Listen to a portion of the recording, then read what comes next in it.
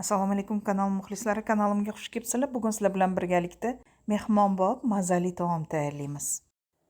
Hamda qo'shimchasiga salat tayyorlab ko'rsatib beraman. Marhamat, tomosha qiling. Taomni tayyorlash uchun birinchi bo'lib bizga qiyma kerak bo'ladi. 500 gram qiymaga 1 dona piyozni, qirg'ichni mayda tishidan o'tkazib solamiz. Men ishlatayotgan qiymaga tuz sepilgan, o'shaning uchun men ziravor solaman faqatgina. Maydalangan qora murch hamda maydalangan zira solaman. Bundan tashqari 2 osh qoshiq yog' quyib olamiz.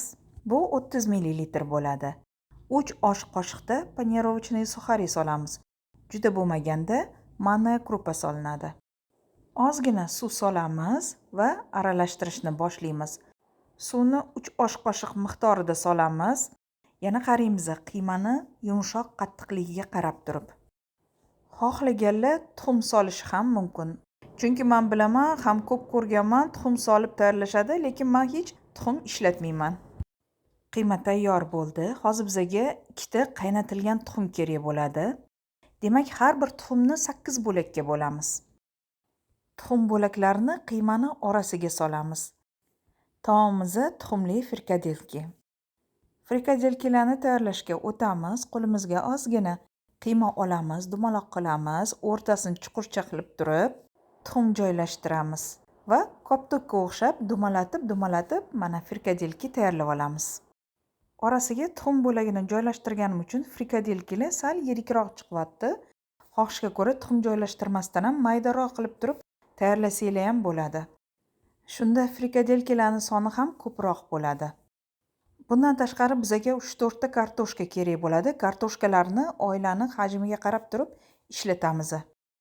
Yana bir narsa, to'q tuxumini o'rniga bedana tuxumi ishlatsanglar ham yana ham mehmonbop taom bo'ladi. Demak, frikadelkalarni tayyorlab oldik. Hozirgina aytganimdek bizga kartoshkalik kerak bo'ladi. Mana artib, tozalab olganmiz, bo'laklarga bo'lib olamiz. Kartoshkalarni bo'layotganda katta kichikligi o'zingizlarning tabiiyligiga bog'liq. Maxsus kesadiganda chiroyli qilib bo'laklarga bo'lib olamiz. Hozir esa tavaga yoki qozonga yog' quyib olamiz, yog'ni qizdirib olamiz. Kartoshkalarni birin-ketin solib qizartirib olamiz.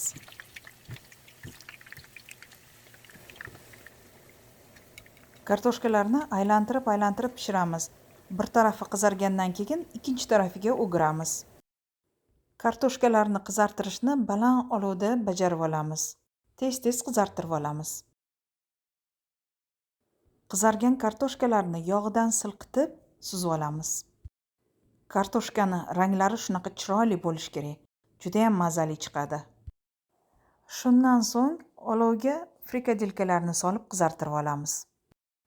Buni juda ham baland olovda qizartirmanglar, chunki hozir tuxumli bo'lgani uchun ham yoqqa tushgandan keyin, qaynoq yoqqa tushgandan keyin qiymani suvi chiqadi. Boya suv soldik, yog'i eriydi, yorilish ehtimoli bor. O'shaning uchun ehtiyot qilib tez-tez qizartirib olamiz, lekin juda ham baland olovda qizartirmanglar.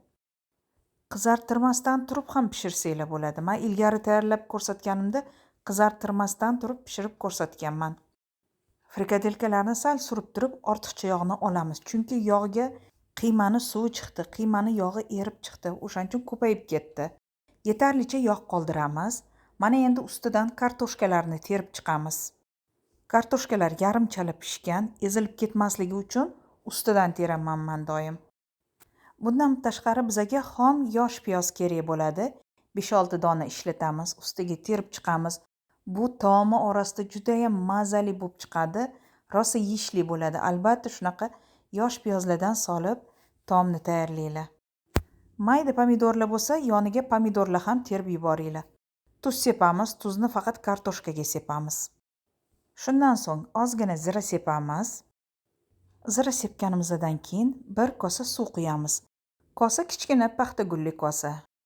Men boya ortiqcha yog'ni olganimda olovni o'chirib turdim. Hozir endi olovni baland qilib yoqamiz.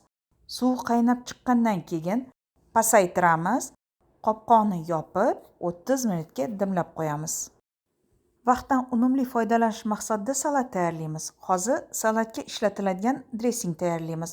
Buning uchun bizga zaytun yog'i kerak bo'ladi. 3 osh qoshiq zaytun yog'i quyib olamiz. Ha, aytgancha ekranda ko'rib turganinglardek kichkina bankacha ishlatamiz. Hozir bizga kichkina limonni yarmi kerak bo'ladi.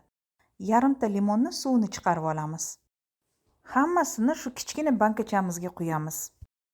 1 choy qoshiq asal kerak bo'ladi. Asalni ham quyib olamiz. Yana bizga gorchitsa kerak bo'ladi. Gorchitsani zernistaya gorchitsa ishlatamiz. Buni ham 1 choy qoshiqda solamiz. Yaxshilab aralashtirib olamiz. Hozir bizga tuz, maydalangan qora murch kerak bo'ladi. O'shalarni hammasini solamiz. Men taxminan soldim. Kerak miqdorda solamiz. Tuzni ham, qora murchni ham. Mana endi ortiqcha qoshiqlarni olib qo'yamiz. Bankachamizni qopqog'ini yaxshilab yopamiz. Yaxshilab chayqatamiz. Shu bilan mazali dressing tayyor. Endi salatni tayyorlashga o'tamiz. Salat uchun bizga cheri pomidorlari kerak bo'ladi. 200 gram ishlatamiz. Yuvilgan cheri pomidorlarni 2 bo'lakka bo'lib chiqamiz. O'rtasidan bo'lib olamiz. Shu bilan birga bezatishga o'tamiz. Idishimizni, ya'ni tarelkamizni tagiga pomidorlarni terib chiqamiz. Salat uchun bizga assorti salat barglari kerak bo'ladi. Yuvib, tozalab, mana suvdan silqitib, chuqur idishga solamiz. Dressingga quyib olamiz. Mana endi aralashtiramiz. Demak, salat barglarini aralashtirib bo'lganimizdan keyin pomidorni ustidan uyib joylashtiramiz. Cheri pomidorlariga hech narsa sepilmaydi. Mana hozir ustiga salat bargi qo'yib olamiz. Salat bargidagi souslar o'sha dressingga pomidorlarga oqib tushadi. O'zi mazza beradi. Hozir salat uchun mayda mozzarella kerak bo'ladi. Mozzarellani salatni yonidan, ustidan joylashtirib chiqamiz. Hozir bizga maydalangan yong'oq kerak bo'ladi. Yong'oqni turlari ko'p, o'zingizlar xohlagan yong'oqni ishlatishingiz mumkin. Maydalab turib ustidan sepamiz. Mazali hamda foydali salat tayyor bo'ldi. Agar anor sousi bo'lsa, ustidan quyamiz. Salat tayyor, dasturxonga tortsak bo'ladi. Hozir esa ovqatga qaraymiz. Vaqt o'tdi, ovqatimiz pishdi. Qopqonni ochamiz va suzamiz, dasturxonga tortamiz chiroyli qilib. Ovqatni ko'rinishini qarang, mana yegin deb turibdi. Ovqatni laganga suzganimizdan keyin tagidagi suvlarni ustidan quyib yuboramiz. Ko'kat sepamiz hamda men cheri pomidorlar ozgina ortib qolganda ustidan bezatib yuboraman. Ustigidagi piyozlari juda ham xil-xil bo'lib, yumshoq pishibdi. Taomni dasturxonga tortish payti keldi. Tiftelini bir bo'lagini hozir ushatib ko'rsatib beraman dasturxonga tortmasdan oldin. Juda ham yumshoq, mazali pishgan. Albatta tayyorlab ko'ringlar. Orasidagi tuxumlari bilan, ustidagi piyozlari bilan yanada mazali. Shunday qilib azizlar, keyingi videolarimda g'oyibona ko'rishguncha Allohga omonat bo'ling. O'zingizni ehtiyot qiling. Xayr, salomat bo'ling.